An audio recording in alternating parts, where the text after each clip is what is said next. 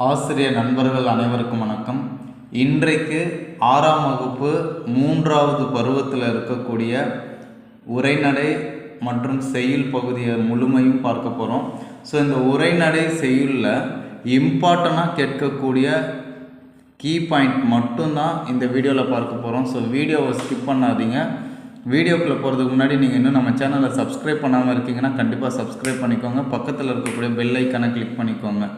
அது மட்டும் நீங்கள் இல்லாமல் இன்னும் வாட்ஸ்அப் குரூப்பில் நீங்கள் இன்னும் ஜாயின் பண்ணாமல் இருக்கீங்க அப்படின்னா வாட்ஸ்அப் குரூப்பில் ஜாயின் பண்ணிக்கோங்க. அதற்கான லிங்க் சேனல் டிஸ்கிரிப்ஷனில் கொடுத்துருக்கேன். ஸோ இப்போ வந்து பார்த்திங்க அப்படின்னா 6th ஸ்டாண்டர்டுடைய டேர்ம் 1, டேர்ம் 2, டேர்ம் 3 கம்ப்ளீட் பண்ண போகிறோம்.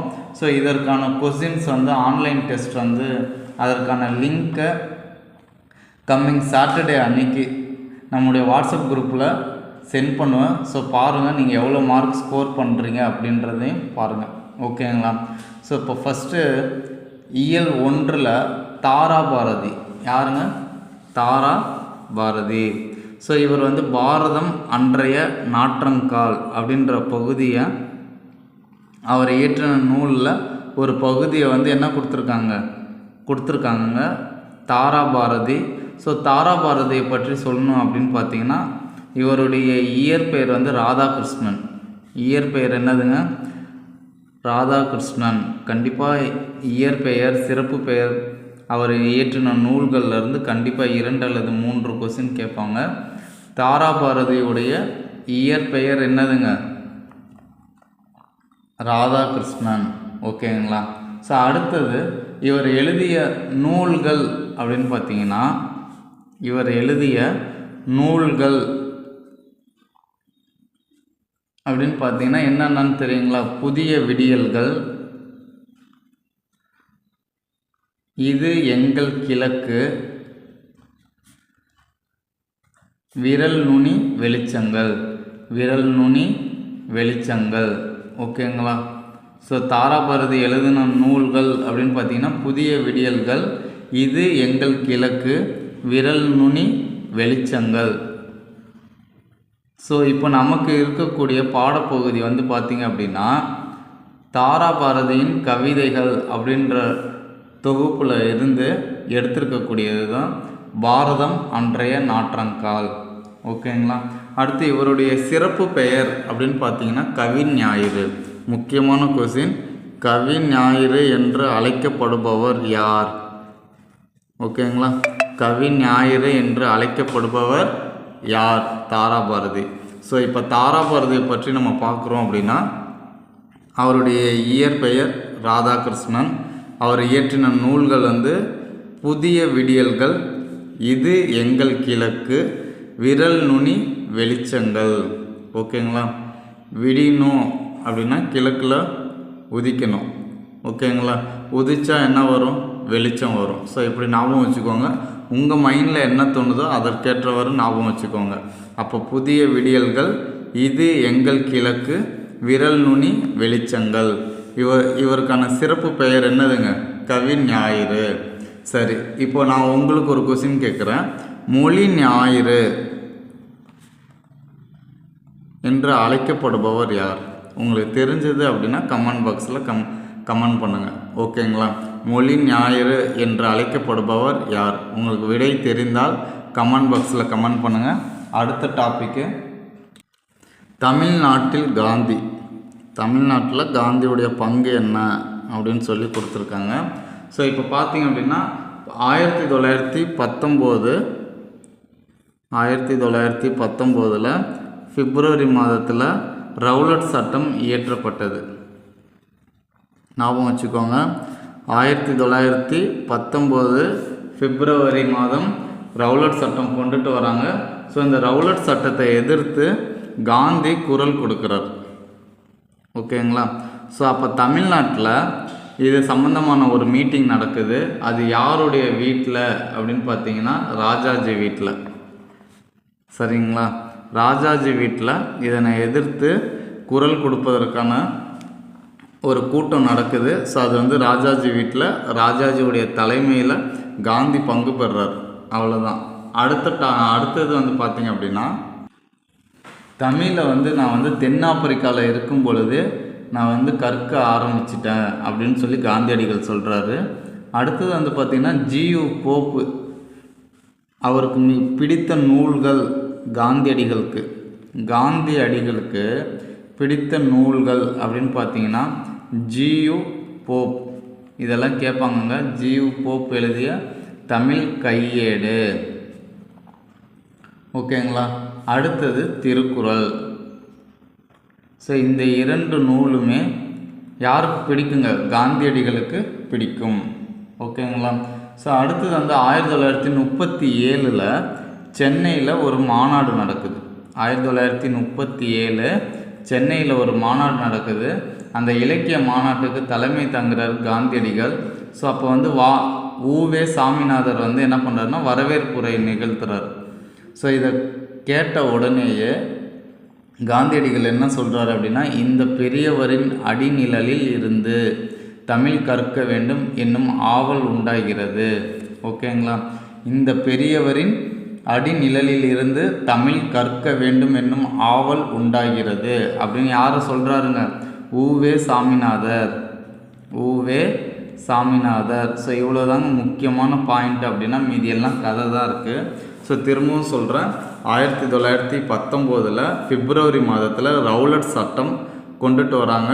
ஸோ அதை எதிர்த்து குரல் கொடுப்பதற்காக காந்தி வந்து தமிழ்நாட்டில் ராஜாஜி வீட்டில் ராஜாஜியோடைய தலைமையில் ஒரு கூட்டம் நிகழ்த்துறார். அதற்காக தமிழ்நாட்டுக்கு வந்திருக்கார் ஃபஸ்ட்டு. அடுத்து காந்தியடிகளுக்கு பிடித்த நூல் அப்படின்னு பார்த்தீங்கன்னா ஜியு போப் எழுதிய தமிழ் கையேடு, அடுத்தது திருக்குறள் ரொம்ப பிடிக்கும் அப்படின்னு சொல்லியிருக்கார். ஸோ இப்போ நான் உங்களுக்கு இன்னொரு கொஸ்டின் கேட்குறேன். நம்ம ஏற்கனவே வந்து அப்துல் கலாம் பற்றி பார்த்தோம், ஓகேங்களா. பார்ட் 1 அப்துல் கலாம் பற்றி பார்த்தோம். ஸோ அப்துல் கலாமுக்கு பிடித்த நூல்கள் 2 இருக்குது. ஸோ அது என்னென்ன நூல் அப்படின்னு சொல்லி நீங்கள் கமெண்ட் பாக்ஸில் கமெண்ட் பண்ணுங்கள், ஓகேங்களா. ஸோ கொஸ்டினாக கேட்குறேன்னு நினைக்காதீங்க, இதெல்லாம் வந்து ஒரு ரிவிஷன் தான். அடுத்தது உவே சாமிநாதர் அவர் வந்து வரவேற்புரை நடத்துகிறாரு. ஸோ அதாவது 1937 காந்தியோடைய தலைமையில் ஒரு இலக்கிய மாநாடு நடக்குது. ஸோ அதில் உவே சாமிநாத ஐயர் வந்து என்ன பண்ணுறாருங்க, வரவேற்புரை நடத்துகிறாரு. ஸோ இதை கேட்ட உடனேயே காந்தியடிகள் வந்து என்ன சொல்கிறாருன்னா, இந்த பெரியவரின் அடிநிழலில் இருந்து தமிழ் கற்க வேண்டும் என்னும் ஆவல் உண்டாகிறது அப்படின்னு சொல்லி உவே சாமிநாதரை பற்றி சொல்கிறார், ஓகேங்களா. ஸோ அடுத்தது வந்து பார்த்திங்க அப்படின்னா வேலு நாச்சியார். யாருங்க? வேலு நாச்சியார். ஸோ இந்த பாடப்பகுதியிலேருந்து கொஸ்டின் கேட்டிருக்காங்க. ஸோ இப்போ வேலு நாச்சியார் பார்த்திங்கன்னா அவங்க வந்து ராமநாதபுரம் மாவட்டத்தில் பிறக்கிறாங்க. ஸோ இவர் வந்து செல்லமுத்து மன்னருடைய ஒரே மகள். அப்போ இவருடைய தந்தை பெயர் செல்லமுத்து. வேலு நாச்சியார் ராமநாதபுரம் மாவட்டத்தை ஆண்ட செல்லமுத்துடைய ஒரே ஒரு மகள், ஓகேங்களா. ஸோ இவங்களுக்கு தமிழ், அடுத்தது ஆங்கிலம், ஃப்ரெஞ்சு, உருது, ஸோ இந்த 4 மொழிகள் தெரிஞ்சு வச்சுருக்காங்க. தமிழ் மட்டும் இல்லாமல் ஆங்கிலம், ஃப்ரெஞ்சு, உருது ஆகிய 3 மொழிகளையும் எக்ஸ்ட்ரா கற்று வச்சுருக்காங்க.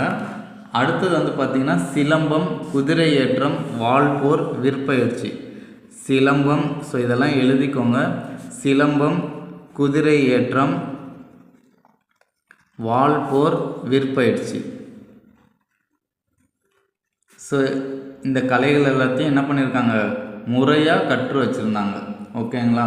ஸோ அடுத்தது வந்து பார்த்திங்கன்னா சிவகங்கை மன்னர் முத்து வடுகநாதரை மணம் முடிக்கிறாங்க. சிவகங்கை மன்னர் முத்து வடுகநாதரை என்ன பண்ணுறாங்க, திருமணம் பண்ணிக்கிறாங்க. ஸோ இப்போ நல்லா தெரிஞ்சுக்கோங்க, வேலு நாச்சியார் வந்து ராமநாதபுரத்தை ஆட்சி செய்த செல்லமுத்துடைய ஒரே மகள் தான் வேலு நாச்சியார். இவங்க வந்து தமிழ் மட்டும் இல்லாமல் ஆங்கிலம், ஃப்ரெஞ்சு, உருது கற்றுருக்காங்க. அடுத்து முறையான பயிற்சி பெற்றிருக்காங்க. எதுலன்னு பார்த்தீங்கன்னா சிலம்பம், குதிரை ஏற்றம், வாள்போர், விற்பயிற்சி. அதுக்கு அடுத்தது வந்து பார்த்திங்க அப்படின்னா அவங்க வந்து சிவகங்கை மாவட்டத்தை ஆட்சி செய்த முத்து வடுகநாதரை மணம் முடிக்கிறாங்க. இவரை வந்து காளையார் கோவில் காளையார் கோவிலில் நடைபெற்ற போரில் நயவஞ்சகமாக இவங்க கொல்றாங்க. என்னங்க, நயவஞ்சகமாக முத்து வடுகநாதரை கொல்றாங்க. ஓகேங்களா?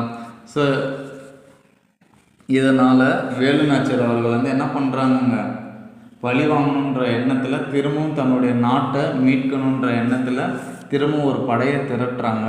ஸோ இந்த படையை வந்து என்ன பண்ணுறாங்க, 8 ஆண்டுகளாக கட்டமைக்கிறாங்க. ஓகேங்களா? ஸோ இந்த படைக்கான தளபதி யார் அப்படின்னு பார்த்தீங்கன்னா பெரிய மருது, சின்ன மருது. தளபதிகள் அப்படின்னு பார்த்தீங்கன்னா பெரிய மருது, சின்ன மருது.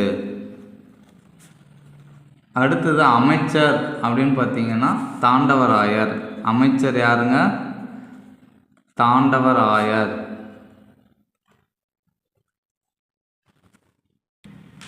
அடுத்து மைசூர் ஐதர் அலி வந்து 5000 குதிரைப்படை வீரர்களை அனுப்பி வைக்கிறார் இவங்களுடைய போர் பிரிவுக்காக. ஓகேங்களா? குதிரைப்படை வீரர்களை அனுப்பி வைக்கிறாங்க. ஸோ ஃபஸ்ட்டு என்ன பண்ணுறாங்க அப்படின்னா, அவங்க தாக்கக்கூடிய முதல் இடம் வந்து எதுன்னு பார்த்தீங்கன்னா சிவகங்கை, காளையார் கோவில். ஏன்னா காளையார் கோயிலில் தான் தன்னுடைய கணவனை கொன்றதால் ஸோ ஃபஸ்ட்டு காளையார் கோயிலை தான் மீட்டு எடுக்கணும் அப்படின்னு சொல்லி ஃபஸ்ட்டு காளையார் கோயிலில் போர் புரியுறாங்க. போர் புரிஞ்சு அந்த போரில் வெற்றி அடைகிறாங்க.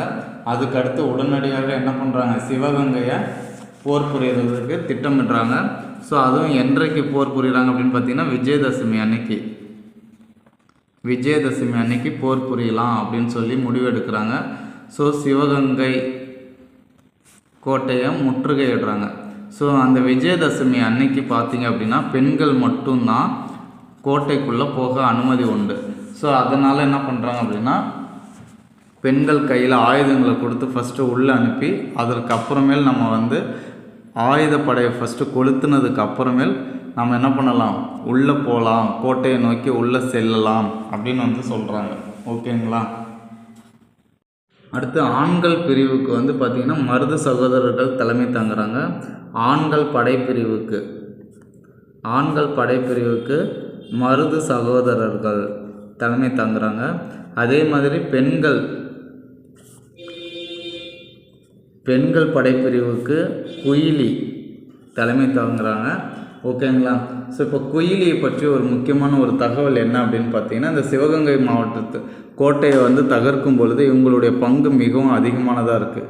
என்னென்னா, ஆயுதப்படை நிறைந்த அந்த அறையில் வந்து என்ன பண்ணுறாங்க, இவங்க தன்னைத்தானே கொளுத்திக்கிட்டு அந்த ஆயுதப்படை அறையை வந்து கொளுத்துறாங்க. ஓகேங்களா? ஸோ அந்த போரில் இவங்க இறக்குறாங்க. சிவகங்கை கோட்டையை பிடிக்கக்கூடிய அந்த போரில் குயிலி வந்து இறந்துடுறாங்க. ஓகேங்களா? அடுத்தது வந்து பார்த்திங்க அப்படின்னா முக்கியமான கேரக்டர்னா உடையாள். யாருங்க? உடையாள். ஸோ வேலுநாச்சியார் எங்கே இருக்காங்க அப்படின்னு சொல்லி ஆங்கிலேயர்கள் வந்து அவங்கள வந்து துன்புறுத்தி கேட்கும் பொழுது அவங்க வந்து என்ன பண்ணுறாங்க, இறந்துடுறாங்க தகவலை சொல்லாமல். ஸோ அவங்க ஞாபகமாக வேலுநாச்சியார் என்ன சொன்னாங்க அப்படின்னா நடுக்கல் வந்து நட சொன்னாங்க. ஸோ அந்த நடுக்கல் இந்த சிவகங்கை கோட்டையை முற்றுகையிடுறதுக்கு போகிறதுக்கு முன்னாடி அந்த நடுக்கல்ல போய் பார்த்து அவங்களுடைய தாலியை அந்த நடுக்கல்லில் போட்டுட்டு போகிறாங்க. ஓகேங்களா? ஸோ அடுத்து வந்து முக்கியமானது அப்படின்னு பார்த்திங்கன்னா அவ்வளோதான். ஸோ இப்போ நாம் என்ன தெரிஞ்சுக்கணும் இந்த பாடத்தில் அப்படின்னா, வேலுநாச்சியார் வந்து ராமநாதபுரம் மாவட்டத்தை ஆண்ட செல்லமுத்து அரசருடைய ஒரே மகள் வேலுநாச்சியார். ஸோ அவங்களுக்கு தெரிந்த மொழிகள் அப்படின்னு பார்த்திங்கன்னா தமிழ், ஆங்கிலம், ஃப்ரெஞ்சு, உருது. சிலம்பம், குதிரையேற்றம், வாள்போர், விற்பயிற்சியில் முறையான பயிற்சி மேற்கொண்டாங்க. இவருடைய கணவர் வந்து பார்த்திங்கன்னா முத்து வடுகநாதர். ஸோ இவர் வந்து சிவகங்கை மாவட்டத்தை ஆட்சி செஞ்சார்.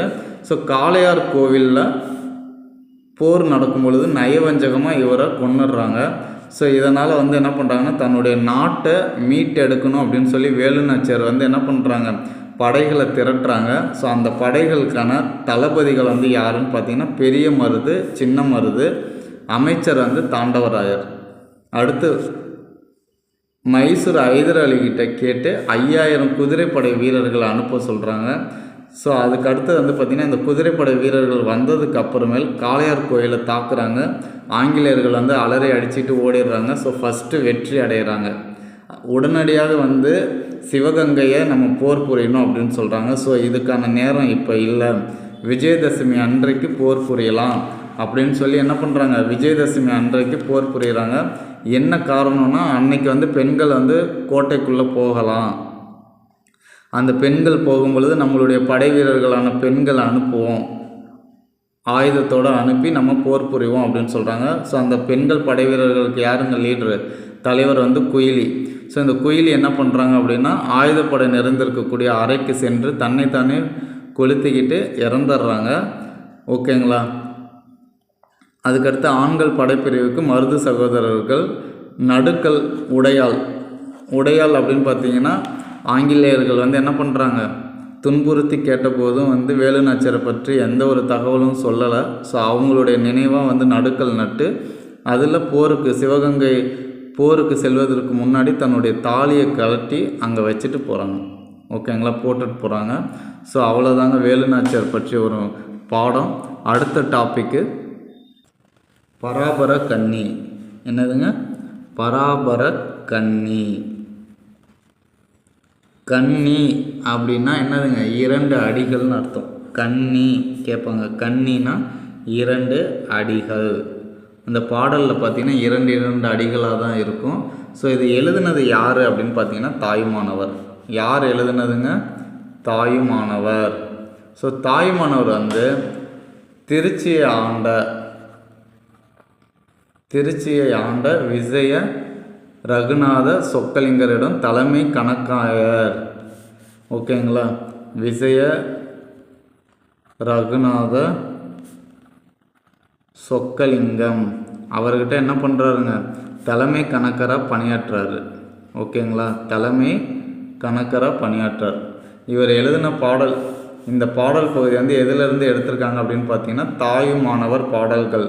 இந்த பகுதியிலிருந்து தான் பராபர கன்னி இந்த பாடல் பகுதியை எடுத்திருக்காங்க.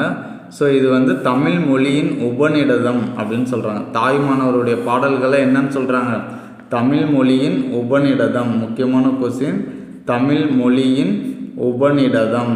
ஓகேங்களா. ஸோ அப்போ தமிழ் மொழியின் உபநிடதம் என்று அழைக்கப்படுவது எது, தாயுமானவர் பாடல்கள். தாயுமானவர் வந்து யாருக்கிட்ட வந்து தலைமை கணக்கராக பணியாற்றினார், விஜய ரகுநாத சொக்கலிங்கரிடம். கன்னி என்பதன் பொருள் என்ன, 2 அடிகள். அவ்வளோதாங்க. அடுத்த டாப்பிக்கு ராமகிருஷ்ணன். ஓகேங்களா. ஸோ இவரை பற்றி பார்க்கணும் அப்படின்னு பார்த்தீங்கன்னா இவர் வந்து தற்கால தமிழ் எழுத்தாளர். ஓகேங்களா. ஸோ இவர் எழுதின நூல்கள் அப்படின்னு பார்த்தீங்கன்னா முக்கியமான நூல்களை ஞாபகம் வச்சுக்கோங்க. உபபாண்டவம், கதாவிலாசம், தேசாந்திரி, கால்முளைத்த கதைகள்.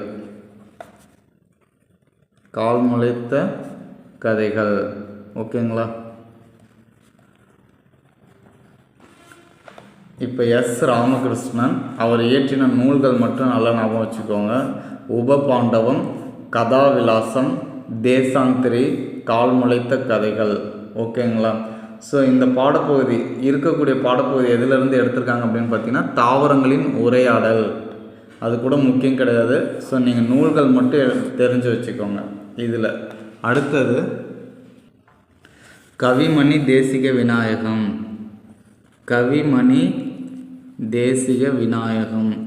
ஸோ தேசிக விநாயகம்னு சொல்லும் பொழுது நம்ம என்ன பண்ணுவோம், கவிமணின்றதை சேர்த்து தான் சொல்லுவோம். ஸோ அப்போ இவருடைய சிறப்பு பெயர் என்னதுங்க, கவிமணி. இவர் வந்து 36 வருடம் ஆசிரியராக பணியாற்றியிருக்கார்.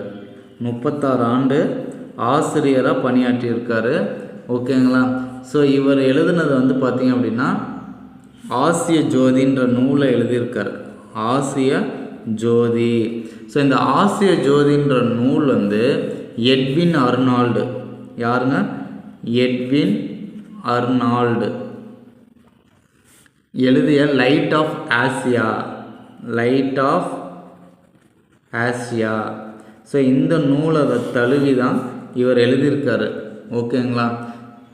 இது வந்து யாருடைய வாழ்க்கை வரலாறு குறிப்பிடுதுங்க? புத்தருடைய வாழ்க்கை வரலாறு குறிப்பிடுது. ஸோ அவ்வளோதாங்க. இப்போ கவிமணி தேசிக விநாயகம் 36 ஆண்டுகள் வந்து ஆசிரியராக பணியாற்றுறாரு. ஸோ இவரை வந்து கவிமணின்னு சிறப்பாக கூப்பிடுவாங்க. இவர் எழுதின நூல் அப்படின்னு பார்த்தீங்கன்னா ஆசிய ஜோதி.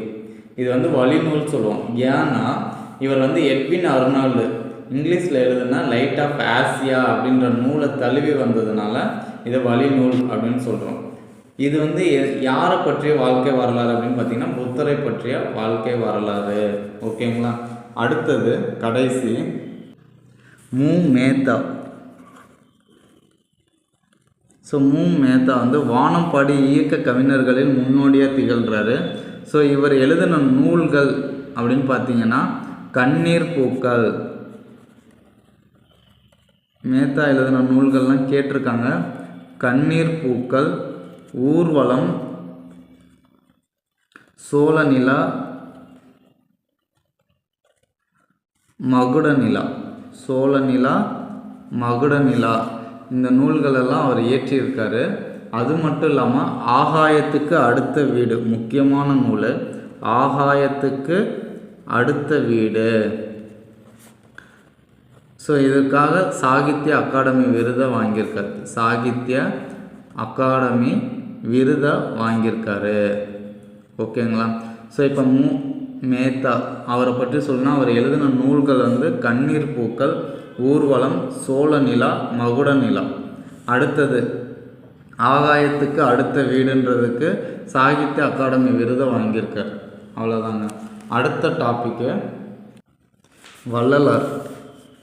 வள்ளலார்னாவே நமக்கு அவர் சொன்ன ஒரு இது என்னதுங்க? வாடிய பயிரை கண்டபோதெல்லாம் வாடினேன். வாடிய பயிரை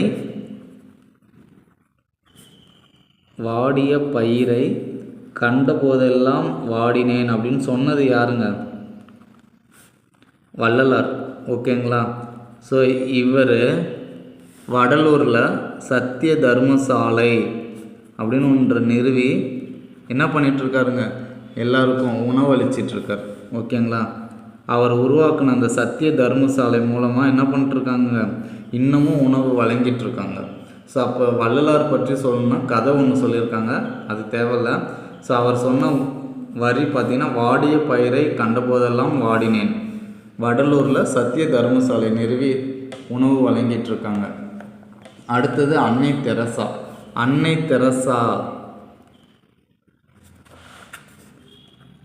அன்னை தெரசா பொறுத்த வரைக்கும் நோபல் பரிசு முதல்ல வாங்கியிருக்காங்க. எதுக்காக பார்த்தீங்கன்னா அமைதிக்கான நோபல் பரிசை முதல்ல வாங்கினது யாருங்க? அன்னை தெரசா. ஓகேங்களா? ஸோ இவங்க என்ன சொல்கிறாங்கன்னா வாழ்க்கை என்பது நீ சாகும் வரை அல்ல, மற்றொரு மனதில் நீ வாழும் வரை அப்படின்னு சொல்லியிருக்காங்க. வாழ்க்கை என்பது நீ சாகும் வரை அல்ல, மற்றொரு மனதில் நீ வாழும் வரை. ஓகேங்களா? ஸோ இப்போ அமைதிக்கான நோபல் பரிசு வாங்கினது அன்னை தெரசா. இதுக்கு அடுத்தது யார் வாங்கியிருக்காங்கன்னு பார்த்தீங்கன்னா அன்னை தெரசாவுக்கு அடுத்தது கைலாஷ் சத்யார்த்தி.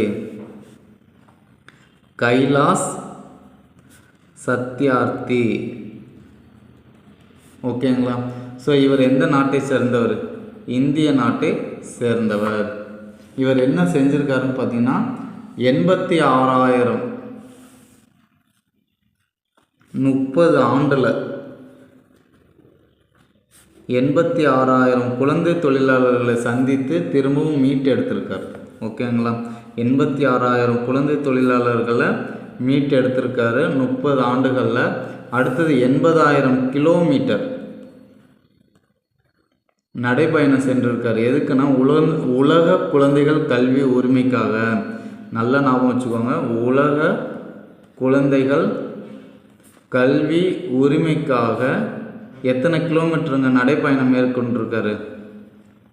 80,000 கிலோமீட்டர். எத்தனை நாடுகளுக்கு போயிருக்காருன்னா 103 நாடுகளுக்கு சென்றிருக்கார். ஓகேங்களா? ஸோ இதுதான் முக்கியமானது. கைலாஷ் சத்யார்த்தி வந்து என்னதுங்க, இந்திய நாட்டை சேர்ந்தவர். நோபல் பரிசு வாங்கியிருக்காரு. எதுக்காக அப்படின்னு பார்த்தீங்கன்னா அமைதிக்காக. 30 ஆண்டுகளில் 86,000 குழந்தை தொழிலாளர்களை மீட்டு எடுத்திருக்காரு. 80,000 கிலோமீட்டர் நடைப்பயணம் மேற்கொண்டு உலக குழந்தைகள் கல்வி உரிமைக்காக பாடுபட்டிருக்காரு. ஸோ 103 நாடுகள் சென்றிருக்கார். அவ்வளோதாங்க. இந்த 6ஆம் வகுப்பு 3ஆம் பருவத்தில் இருக்கக்கூடிய முக்கியமான பாடப்பகுதி எல்லாத்தையும் பார்த்துட்டோம். ஸோ இப்போ நாம் என்ன பண்ணணும் அப்படின்னு பார்த்தீங்கன்னா, நீங்கள் இன்னும் வாட்ஸ்அப் குரூப்பில் ஜாயின் பண்ணாமல் இருக்கீங்க அப்படின்னா கண்டிப்பாக ஜாயின் பண்ணிக்கோங்க. ஸோ ஆன்லைன் எக்ஸாமுக்கான லிங்க்கு நான் நம்முடைய வாட்ஸ்அப் குரூப்பில் லிங்க் பண்ணுவேன். ஸோ நீங்கள் அதை டச் பண்ணி நீங்கள் அதில் ஜாயின் பண்ணி என்ன பண்ணுங்கள், டெஸ்ட் அட்டன் பண்ணி பாருங்கள், எவ்வளோ மார்க் வருதுன்றதை பாருங்கள். ஓகேங்களா? All the best. Thanks for வாட்சிங். Thank you to all.